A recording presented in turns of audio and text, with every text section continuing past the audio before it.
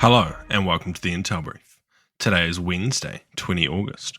I'm your host Daniel, and today we're going to talk about the White House is considering Budapest for the Ukraine Peace Summit, and also Switzerland and Austria apparently.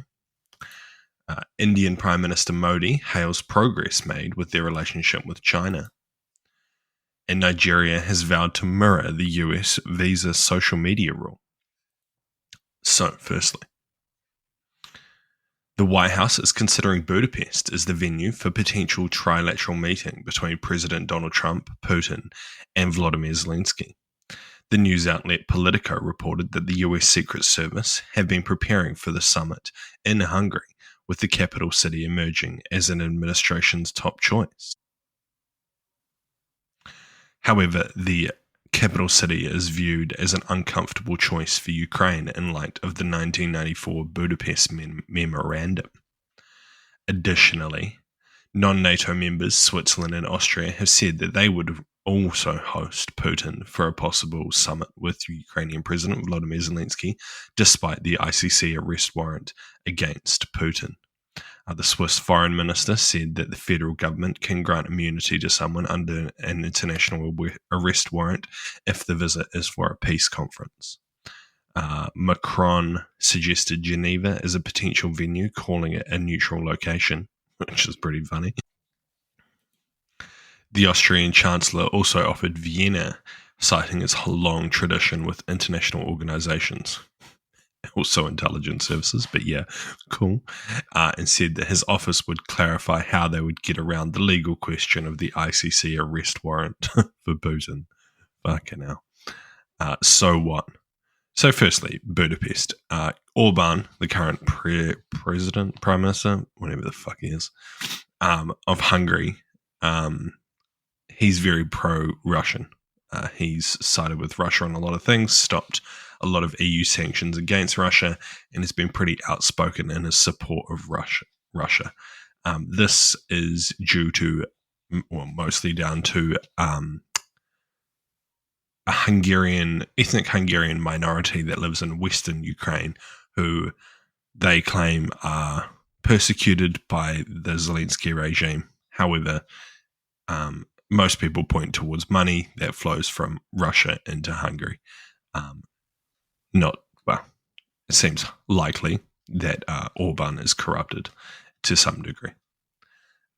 So I can see why Ukraine wouldn't be keen on that, because, Hungary has some underlying motives. Even if they're not involved, they might try and do something to embarrass Zelensky and support Putin.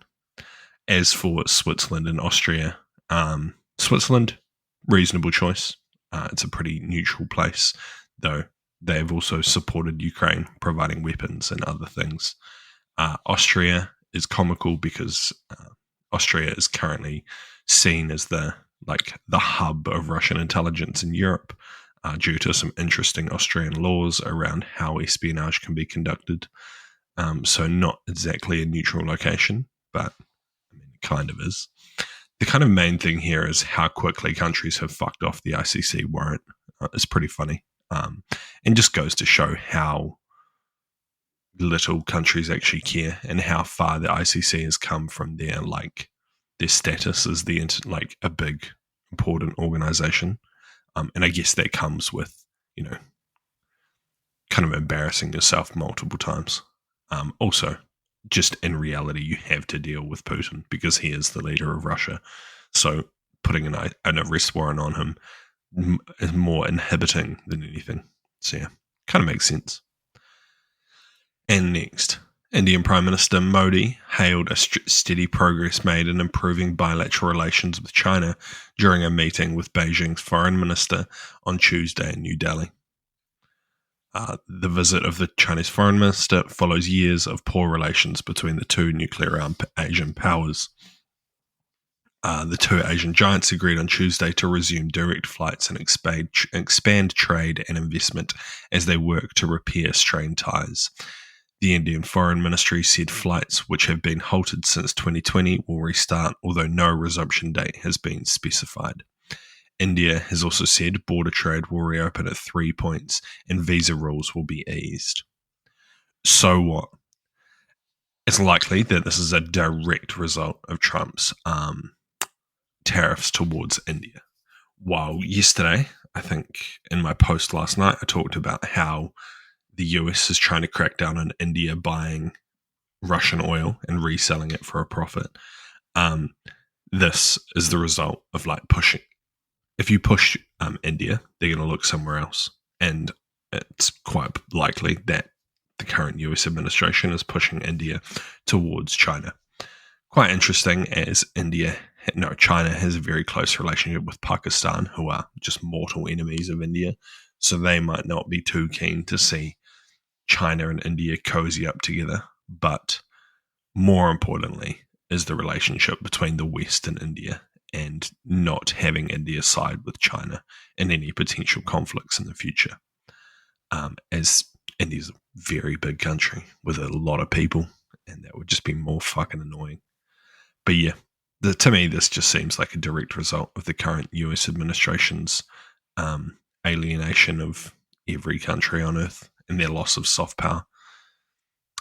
And lastly, Nigeria on Monday said it plans to impose reciprocal visa requirements on US citizens following Washington's new rule demanding that Nigerian applicants disclose their social media activity for the past 5 years. Fucking hell. The Nigerian Foreign Ministry confirmed the decision after the US mission in Nigeria issued its directive over the weekend.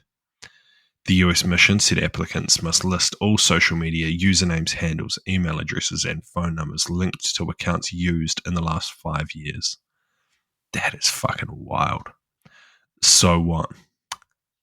Just firstly, so much for like the country of free speech, right? That just seems pretty crazy.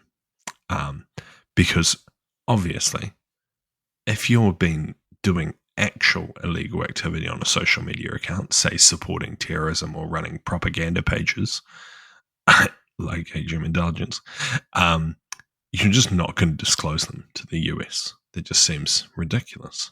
You're just going to give them a bunch of fake accounts that line up with what they see.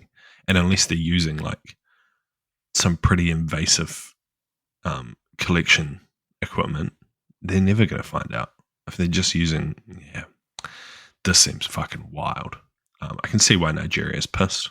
It's very intrusive. It seems pretty demeaning for the average person, and it's not targeted, so it doesn't seem to be kind of the right way to go about this. Seems pretty shitty from the US, but I guess that is what the Trump administration wants to do. So we will see what happens there. Anyway, thank you for listening to the Intel Brief. I've been your host, Daniel, and I'll see you again tomorrow. See you.